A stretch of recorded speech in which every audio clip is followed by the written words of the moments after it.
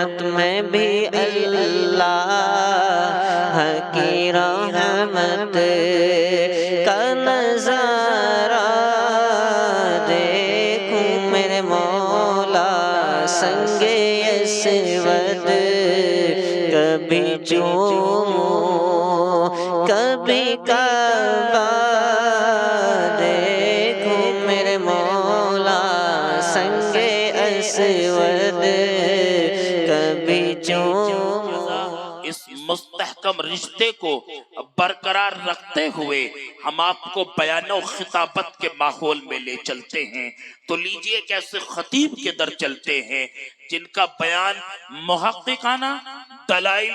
والیحانہ، کلام فقیحانہ اور طرز دلربانہ ہوا کرتا ہے، جن سے میری مراد میرے استاد محترم حضرت اقدس حضرت مولانا عبداللہ صاحب دامت برکاتہم العالیہ استاد عربی ادب جامعہ مدینۃ العلوم اقلا خانپور ہیں کہ آ جاؤ مسکراتے ہوئے جانے گلستان، آ جاؤ مسکراتے ہوئے جانے گلستان، میرے چمن کا جشن بہارا حضرت آپ ہی سے تو ہے، آپ تشریف لائیں اور گرا قدر بیان سے ہم سب سامعین کو مستفیض الحمد لولیہ والصلاة والسلام علی نبیہ اما بعد عن ابن عباس رضی اللہ تعالی عنہ قال قیل له رجل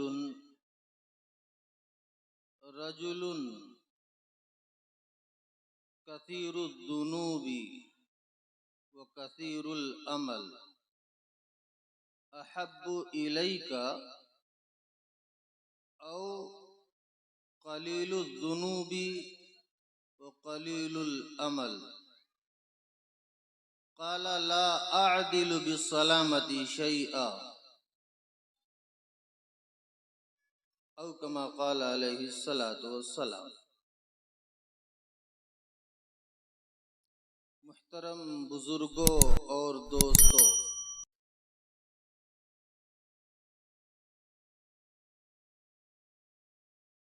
آپ حضرات کے سامنے بڑے ہی جلیل القدر صحابی حضرت عبداللہ ابن عباس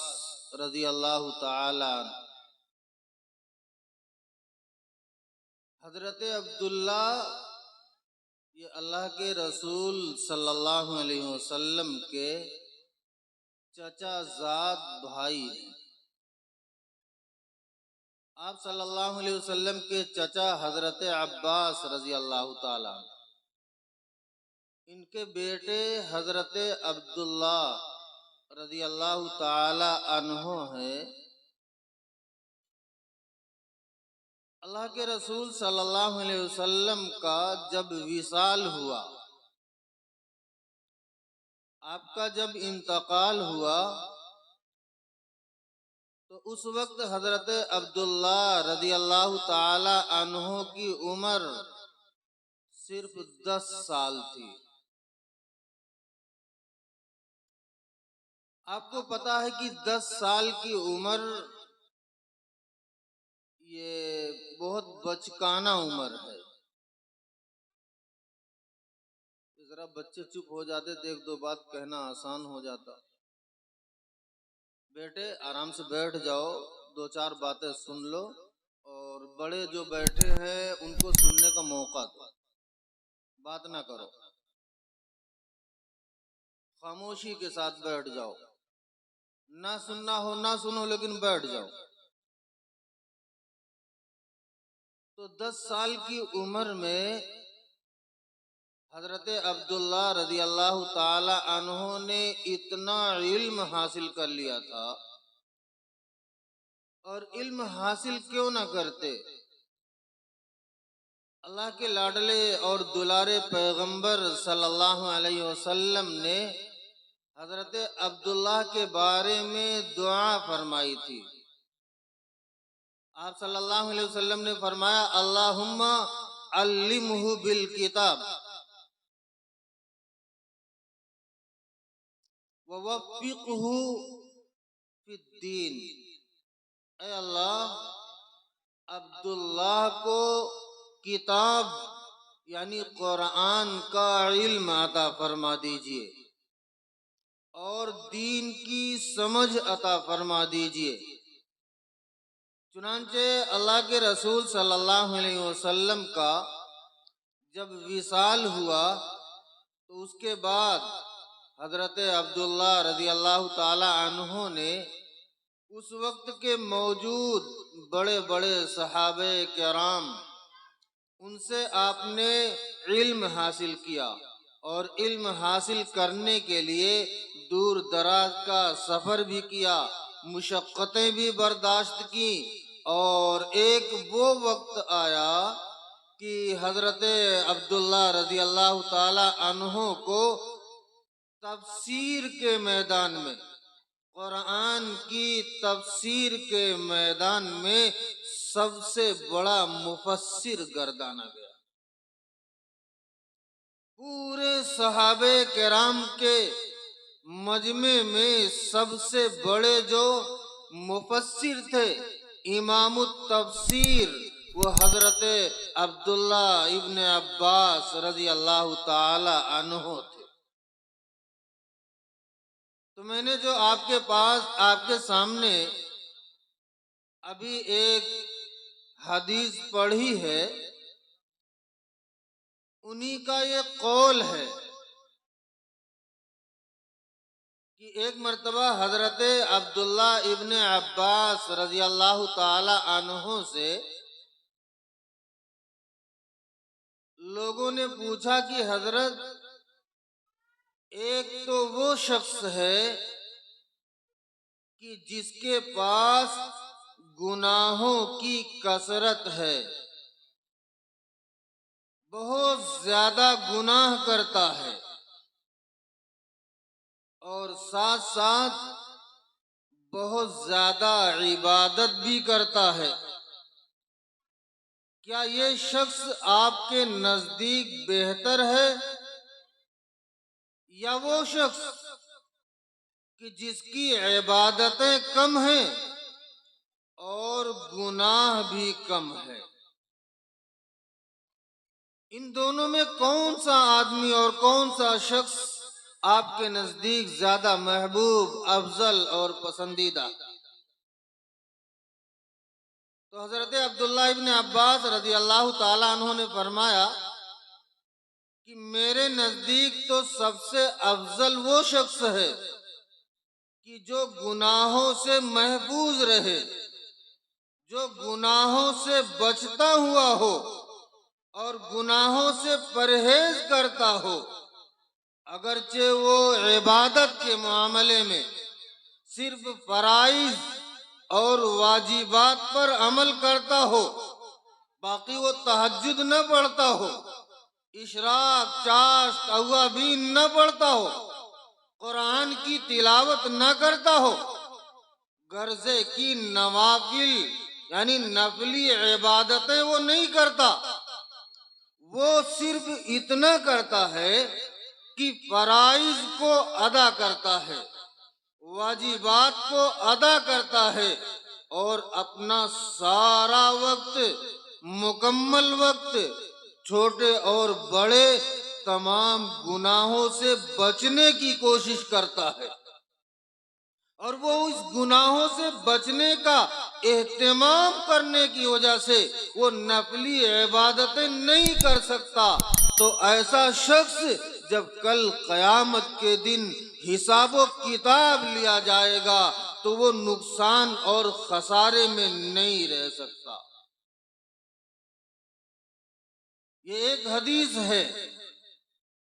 اور اس حدیث سے ہمیں سبق ملتا ہے کہ وہ لوگ جو بظاہر چہرے پر داڑھی ہے، شرعی لباس کرتے اور پیجامے میں رہتے ہیں، وہ تہجد کے پابند ہیں، اشراق کے پابند ہیں، چاشت کے پابند ہیں، اوابین پڑھتے ہیں اور قرآن کی تلاوت کرتے ہیں، نفلی عبادتوں میں شب و روز گزارتے ہیں، اور ساتھ ساتھ اپنے ان تمام عبادتوں پر اعتماد اور بھروسہ کر کے وہ چھوٹے اور بڑے گناہ سے نہیں بچتے، تو ایسے مومن جو گرچہ تکبیر اولیٰ کے پابند ہیں، تلاوت کے پابند ہیں، وظائف کے پابند ہیں، تہجد گزار ہیں، تمام نیکیاں کرتے ہیں، یہ نوافل تمام نیکیاں ان کی فضیلت اپنی جگہ، لیکن یہ تمام نوافل عبادت کرنے کے ساتھ ساتھ اگر وہ چھوٹے اور بڑے گناہوں سے نہیں بچتے تو وہ خسارے، گھاٹے اور نقصان میں ہے۔ آج ایسے ہی ہو رہا ہے، آج ہم اور آپ انہی تمام چیزوں میں مشغول ہیں۔ اگر اللہ ہمیں نیک کام کرنے کی توفیق دے دے اور ہم نیک کام کرنے لگیں اور آگے بڑھ کر ہم علماء صالحین ان سے جا کر بیعت ہو جائیں، اور بیعت ہونے کے بعد ہمارا یہ تقاضا ہوتا ہے کہ حضرت آپ ہمیں کوئی وظیفہ بتلا دیجئے، وظیفے کا وقت متعین کر دیجئے، اور ہمیں فلاں فلاں نوافل اور فلاں فلاں عمل بتلا دیجئے۔ چنانچہ اپنے شیخ سے وہ تمام عمل پوچھ کر اس پر عمل بڑی پابندی کے ساتھ کرتے ہیں۔ بہت اچھی بات ہے، فضیلت کی بات ہے، لیکن اس کے ساتھ ساتھ وہ اپنے وظائف کو پورا کرنے کے لیے، نوافل پر عمل کرنے کے لیے نفلی وظائف اور عبادت میں ایسے مشغول ہو جاتے ہیں کہ گناہوں سے بچنے کا اہتمام نہیں کر پاتے۔ پتہ چلا کہ ہم تو نمازی ہیں، تہجد گزار ہیں، قرآن کی تلاوت کرتے ہیں اور تمام وظائف اور اوراد کی پابندی کرتے ہیں، لیکن ہمارے گھر کا برا حال ہے۔ گھر میں ناچ گانے ہیں، جوا ہے، شراب ہے، زنا ہے، چھوٹے بڑے تمام گناہ، اور بلکہ ان تمام گناہوں کا اڈا ہمارا اور آپ کا گھر بنا ہوا ہے۔ نوافل عبادت واقعی بڑی افضلیت کی حامل ہے، لیکن اس وقت جب ہم اور آپ چھوٹے اور بڑے گناہوں سے بچنے کی تدبیر اختیار کریں گے اور کوشش کریں گے۔ آپ دیکھو، مثال دے کر میں آپ کو سمجھاؤں کہ یہ نوافل، چاہے وہ نفلی روزہ ہو، صدقات اور خیرات ہوں، قرآن کی تلاوت ہو، نفلی نمازیں ہوں، تہجد، اوابین، اشراق اور چاشت اور دنیا بھر کی نمازیں نفلی ہم اور آپ پڑھتے ہوں، یہ ساری چیزیں روحانیت کے لیے ایک ٹانک اور غذا ہیں۔ لیکن آپ یہ بتلائیں کہ اگر ایک آدمی ایسا ہو کہ وہ اپنی صحت کی حفاظت کے لیے طاقتور دوائیں استعمال کرتا ہو، وہ ٹانک استعمال کرتا ہو، اور جسم کو فربا اور تندرست کرنے والی تمام غذائیں اختیار کرتا ہو، اور ساتھ ساتھ وہ زہر بھی استعمال کرتا ہو، بہت کثرت کے ساتھ ٹانک استعمال کر رہا ہے، طاقت پہنچانے والی دوائیں استعمال کر رہا ہے، اور ساتھ ساتھ وہ کثرت کے ساتھ زہر بھی استعمال کر رہا ہے، تو کیا ہماری اور آپ کی عقل یہ بتلاتی ہے کہ وہ شخص تندرست رہے گا؟ ایک آدمی بیمار ہے، ڈاکٹر کا علاج چل رہا ہے اور وہ دوائیں کھا رہا ہے، لیکن ڈاکٹر نے جس چیز سے پرہیز کرنے کے لیے کہا کہ چاول نہ کھاؤ، ٹھنڈا سامان اور ٹھنڈی غذائیں استعمال نہ کرو، وہ مریض اگر ان تمام پرہیز کی چیزوں سے عمل نہ کرے، نہ بچے، تو کیا دوا اس کو فائدہ کرے گی؟ نہیں کرے گی۔ اسی طرح ہم اور آپ جسم کو طاقت پہنچانے والی دوا لاکھ استعمال کر لیں، ٹانک لاکھ استعمال کر لیں اور ساتھ ساتھ زہر بھی استعمال کر رہے ہیں، تو ایک نہ ایک دن ایسا آئے گا کہ وہ زہر آپ کے جسم پر اور تمام دواؤں پر غالب آ کر آپ کے ہلاکت اور موت کا سبب بن جائے گا۔ اسی طرح یہ تمام نفلی عبادتیں یہ ایک غذا ہے، یہ ٹانک ہے، یہ طاقت پہنچانے والی، ایمان کو تازگی بخشنے والی ٹانک ہے، لیکن اس کے ساتھ ساتھ جب ہم گناہ اور زہر کو بھی استعمال کر رہے ہیں تو یہ چھوٹے گناہ، یہ بڑے گناہ، یہ سارے کے سارے گناہ ہمارے تمام نوافل اور فرض و واجب عبادتوں کو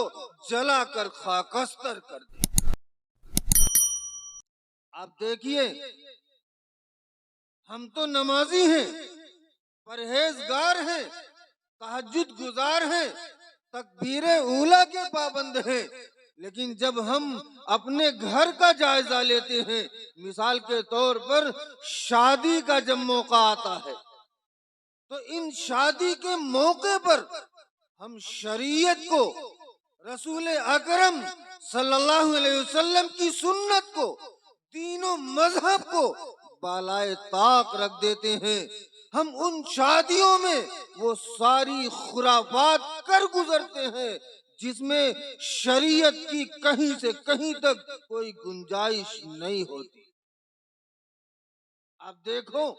میں اشارہ کروں، آج ہماری یہ نوجوان نسل دین سے بغاوت، رسول اکرم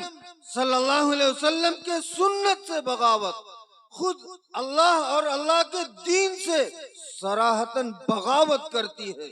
دشمنی کرتی ہے۔ آپ دیکھو، ہم تو اپنے بچوں پر کنٹرول نہیں کر پاتے اور خود تو بزرگ بنے پھرتے۔ میں نے اکلے میں دیکھا اور برادری کے گاؤں میں دیکھا کہ جب شادی کا موقع ہوتا ہے تو نوجوان بچے، ہمارے یہ نوجوان بچے ایسے جلسوں میں بھی نہیں آتے، ایسی مجلسوں میں شرکت نہیں کرتے کہ ان کے سامنے دین کی باتیں، سچی سچی باتیں بیان کی جائیں، خدا کرے ان کے دلوں میں اتر جائے۔ آتے ہی نہیں۔ جب وہ آتے نہیں تو ان کی سمجھ کہاں سے صحیح ہو سکتی ہے؟ ان کے کھوپڑی اور عقل میں یہ دین کی باتیں راسخ کس طرح ہو سکتی ہیں جب وہ ایسی محفلوں میں شریک ہی نہیں ہوتے؟ تو میں کہہ رہا تھا، یہ نوجوان نسل 10 20 50 60 موٹر سائیکلیں جمع کریں گے اور اس میں پتہ نہیں اور کیا فٹ کرتے ہیں، اس میں سے گولا دگنے کی آواز آتی ہے۔ میں نے اکلے میں دیکھا کہ ایسی طوفان بدتمیزی، ایسا معلوم ہو رہا تھا کہ آفت آ گئی ہو، زلزلہ سا آ گیا ہو۔ 50 60 بچے موٹر سائیکل پر بیٹھے ہوئے خوب تیز آواز سے موٹر سائیکل چلاتے ہوئے، اس کا ہارن بجاتے ہوئے اور پٹاخے چھوڑتے ہوئے اور گاتے ناچتے اور ایسے رنگ رنگیلیوں میں مست ہو کر اور گلیوں سے، پورے گاؤں کے ایک ایک گلیوں سے ایسی واحد تباہی مچاتے ہوئے یہ گزرتے ہیں۔ الامان الحفیظ، اگر کوئی غیر بھی دیکھ لے تو وہ تصور بھی نہیں کر سکتا کہ ایک مومن اور مسلمان کے گھر کی شادیوں کا یہ حشر ہے۔ کیا ایسا نہیں ہو رہا ہے؟ جس وقت ہمارے یہ نوجوان بچے موٹر سائیکل پر بیٹھ کر گلیوں میں شور مچاتے ہوئے، نعرے بازی کرتے ہوئے، موٹر سائیکل کا ہارن بجاتے ہوئے، پٹاخے چھوڑتے ہوئے، گانے گاتے ہوئے اور رقص کرتے اور ناچتے ہوئے اس گلیوں سے گزرتے ہیں، ہماری مائیں اور بہنیں جن کو شریعت نے کہا کہ پردے میں رہنا چاہیے،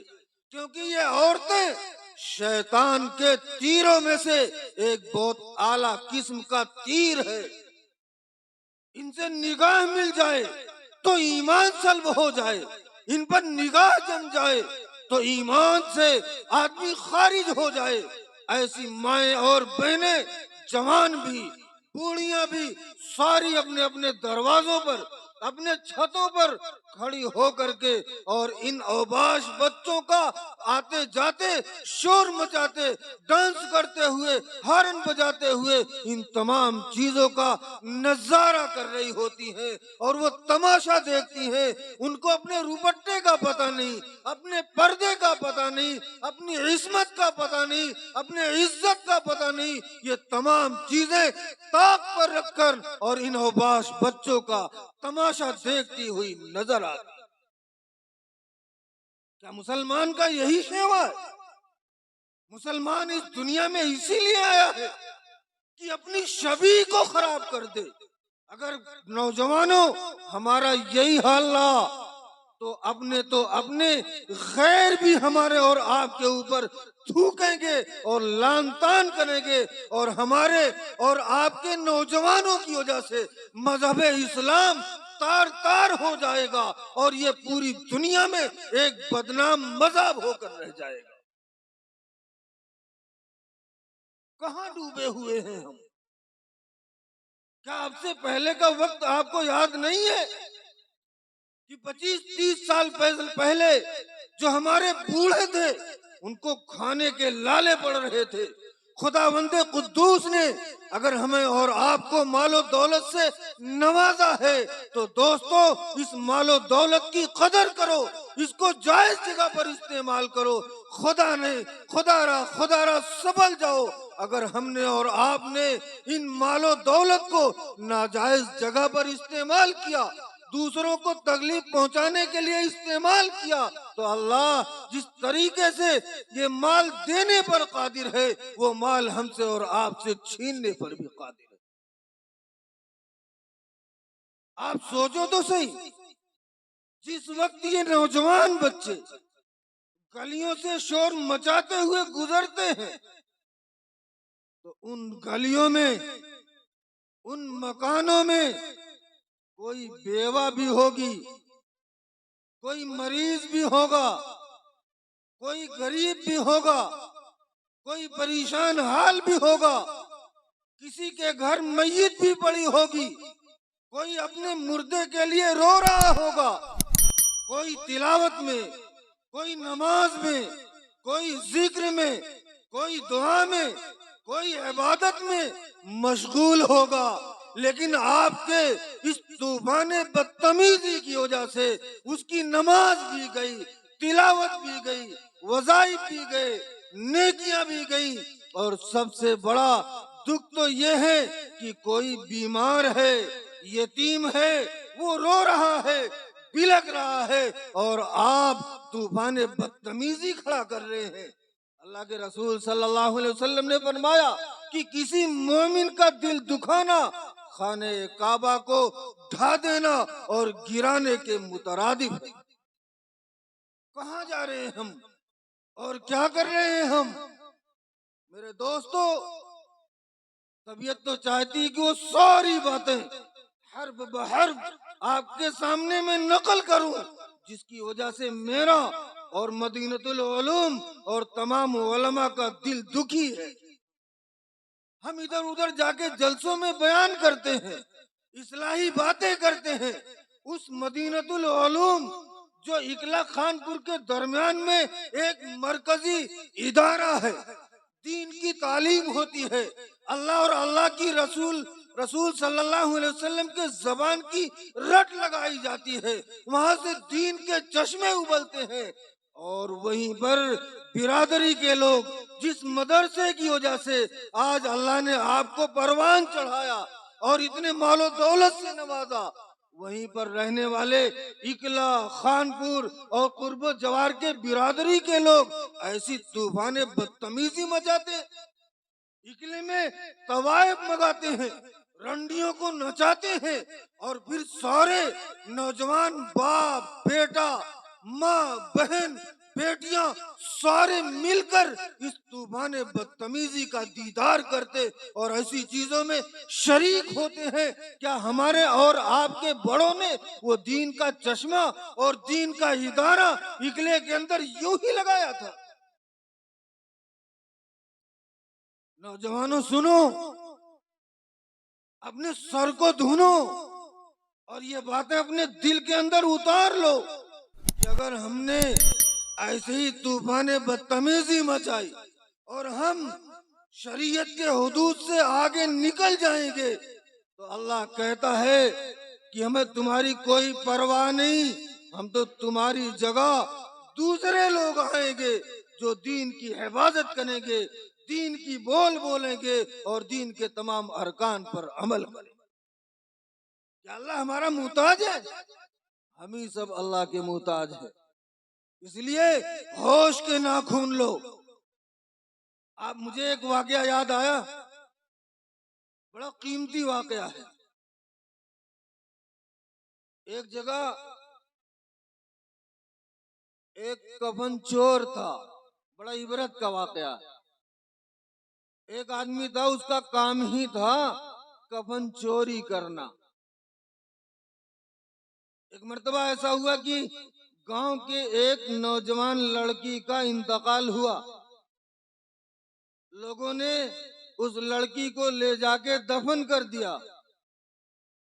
رات کی تنہائی میں وہ کفن چور قبرستان میں گیا اور اس نے قبر کھودی اور کفن اتار کر اور چلنا ہی چاہ رہا تھا کہ شیطان نے اس کے اوپر غلبہ پا لیا۔ شیطان نے اس کے دل کی کیفیت کو بدل دی اور اس نے پلٹ کر اس نوجوان مردار لڑکی سے منہ کالا کیا، اس مردار لڑکی سے زنا کیا۔ اور ابھی وہ وہیں رات کی تنہائی میں موجود تھا کہ اس وقت کا جو بادشاہ تھا وہ بڑا نیک صفت تھا،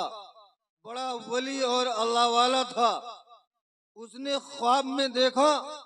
کہ دو فرشتے آئے ہیں اور وہ آ کر کہہ رہے ہیں کہ بادشاہ سلامت، آپ سو رہے ہو، غفلت کی نیند میں پڑے ہوئے ہو، اور آپ کی امت میں آپ کے فلاں قبرستان میں ایک فلاں نام کا فلاں شخص ہے، اس کی شکل صورت دکھائی کہ یہ ایک مردار نوجوان لڑکی کے ساتھ اس نے زنا کیا ہے، خبردار آپ نیند سے بیدار ہو جاؤ اور جلدی اس نوجوان کو گرفتار کر کے اپنے دربار میں بلاؤ، اور بلانے کے بعد اس کو اپنا مشیر خاص بنا لو، ایک بہت بڑا عہدہ عنایت کر دو۔ بڑے کمال کی بات ہے۔ وہ بادشاہ ان دونوں فرشتوں سے پوچھنا چاہتا تھا کہ آخر اس نے کون سی نیکی کا کام کیا ہے۔ اس نے تو ایسا کام کیا ہے کہ جس پر ساتوں زمین اور آسمان اور تمام چرند و پرند اور تمام فرشتے اور اللہ کے رسول سب کی لعنت ہے۔ اس نے تو بڑا قبیح اور بڑا ہی عجیب کام کیا ہے، اور آپ کہہ رہے ہیں کہ اس کو بلاؤ اور بلانے کے بعد اس کو اپنا مشیر خاص بنا لو، اس کو بڑا وزیر بنا دو۔ بادشاہ یہ پوچھنا ہی چاہ رہا تھا جب تک آنکھ کھل گئی۔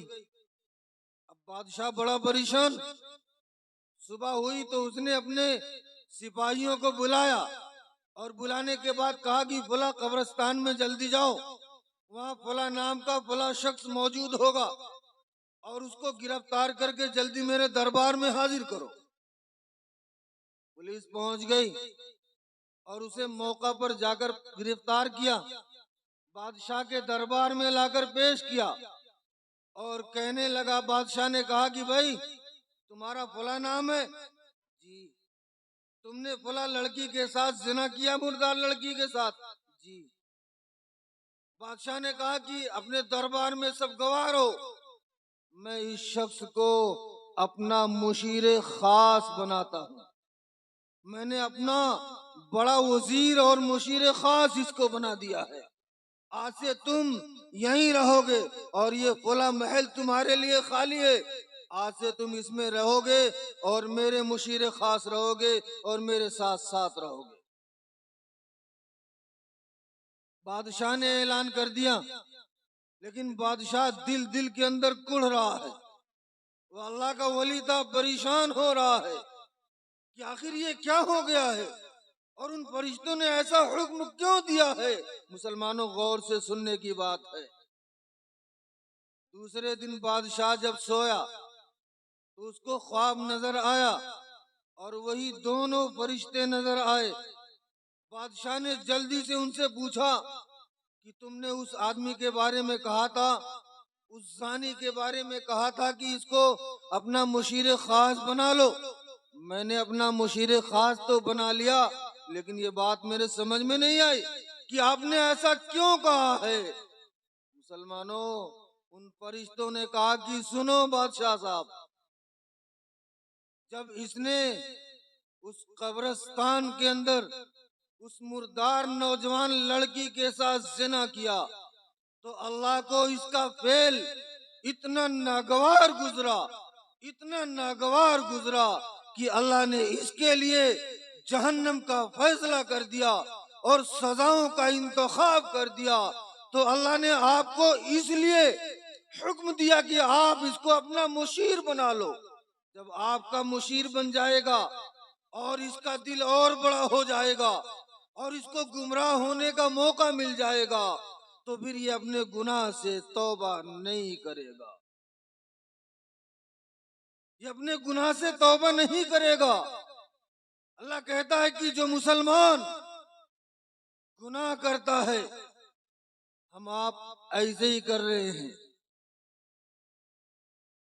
ہمارے بچے شراب پی رہے ہیں چھپ چھپ کر۔ کبھی سوچا کہ شراب کا عذاب کیا ہے؟ اس کی سزا کیا ہے؟ میں نے روایت کے اندر پڑھا، ایک دو باتیں بتلا دوں، درمیان میں بات آ گئی بتلا دوں۔ شرابی جب مرتا ہے تو سب سے پہلا کام یہ ہوتا ہے اس کے ساتھ کہ اس کا چہرہ خانہ کعبہ کی طرف سے پھیر دیا جاتا ہے۔ دوسرا کام یہ ہے کہ اس پر ایسے سانپ مسلط کر دیے جاتے ہیں جو اس کے چہرے کو اور اس کے چہرے کے گوشت کو نوچ نوچ کر کھاتے ہیں۔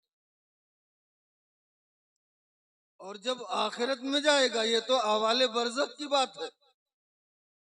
جب آخرت میں جائے گا اور اللہ کے دربار میں اس طرح پیش کیا جائے گا کہ فرشتے اس کے ہاتھ اور پیر کو زنجیر سے جکڑ کر اور گھسیٹتے ہوئے دربار خداوندی میں حاضر کریں گے۔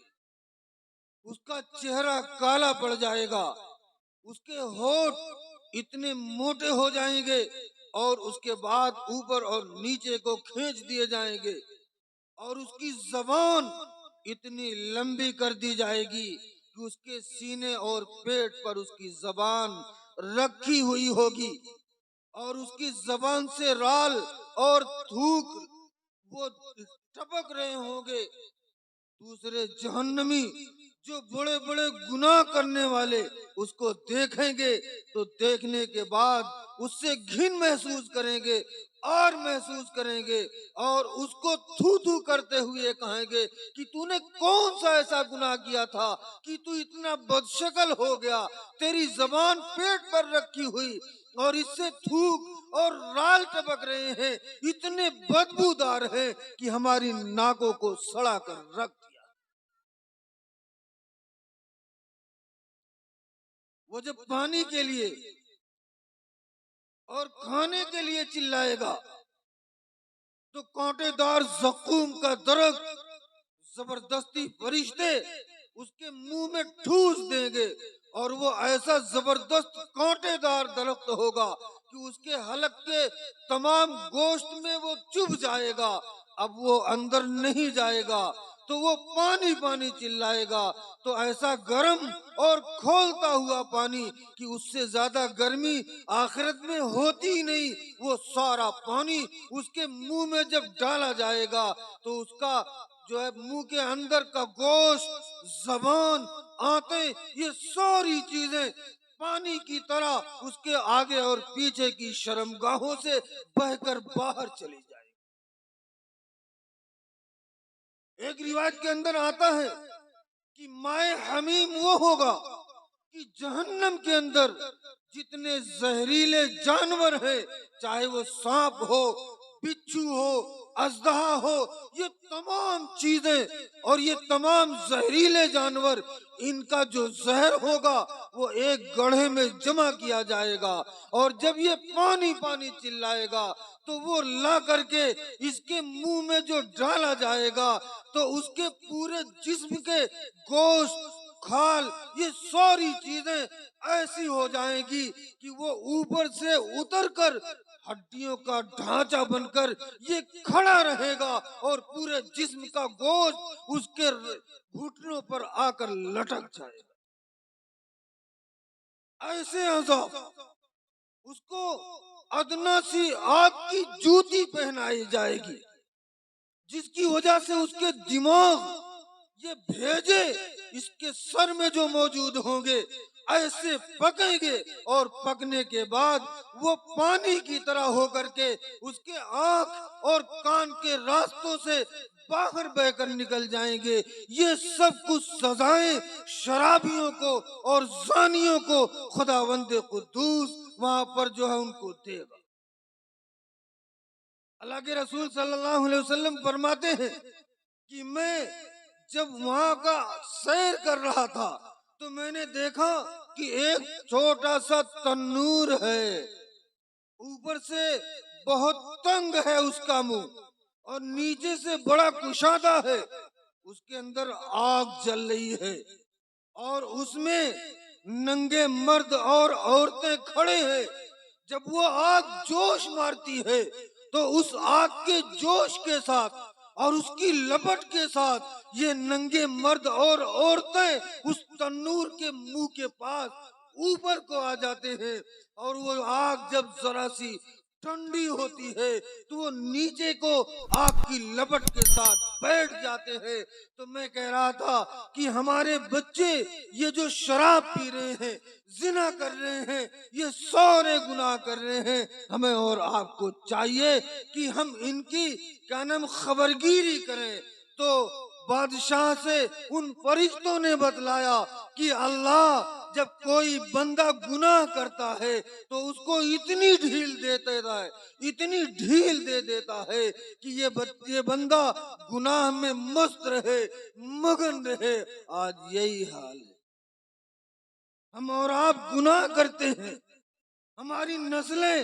اپنے ماں باپ سے چھپ کر زنا کرتی ہیں اور وہ سوچتے ہیں کہ میرے زنا کا کسی کو علم نہیں ہوا تو دوبارہ زنا کرتا ہے، میرے شراب پینے کا ماں باپ کو علم نہیں ہوا دوبارہ شراب پیتا ہے۔ یہ چھوٹے اور بڑے تمام گناہ ہم اور آپ اسی طرح کرتے جا رہے ہیں کہ میرے گناہ کا میرے ماں باپ کو، میرے بڑوں کو، پڑوسیوں کو، امام صاحب کو، علماء کو اور فلاں کو میرے گناہ کا علم نہیں ہوا تو وہ دلیر ہوتا ہے اور گناہ کرتا جاتا ہے۔ نوجوانوں، اگر ہمیں اور آپ کو اللہ کی طرف سے کسی گناہ پر سرزنش نہ ہو اور پکڑ نہ ہو، گرفت نہ ہو، تو ہم اور آپ سوچیں کہ اللہ ہم سے سخت ناراض ہے۔ اللہ یہ چاہتا ہے اور وہ چھوٹ دے رہا ہے کہ میرے بندے، میں نے دنیا کے اندر تجھے بھیجا ہے، کھل کر گناہ کر لے، علل اعلان کر لے، اور تو یہ سوچتا بھی رہے کہ تجھے کوئی یہ گناہ کرتا ہوا نہیں دیکھ رہا ہے، کھل کر لے، تجھے میں توبہ کی توفیق نہیں دوں گا، اور جب میرے پاس آئے گا تو میں اپنی سزاؤں سے اور دوزخ کے عذاب سے تیرا استقبال کروں گا۔ اس لیے قرآن کہتا ہے وَذَرُوا ظَاهِرَ الْإِثْمِ وَبَاطِنَهُ۔ ہمیں اور آپ کو چاہیے کہ ہم ظاہری گناہ سے بھی توبہ کریں اور باطنی گناہ سے بھی توبہ کریں، اور ہمیں اور آپ کو چاہیے کہ ہم اللہ رب العزت کے اور رسول اللہ صلی اللہ علیہ وسلم کے ایک ایک احکامات کو سنیں، دل کے کان سے سنیں، عمل کی نیت سے سنیں، عمل کرنے کی کوشش کریں، ورنہ تو وہ دن دور نہیں ہے جب ہم اور آپ اللہ کے دربار میں کھڑے ہوں۔ جس وقت ہمارا نوجوان شراب پی رہا ہوتا ہے، زنا کر رہا ہوتا ہے، شادیوں میں ناچ رہا ہوتا ہے،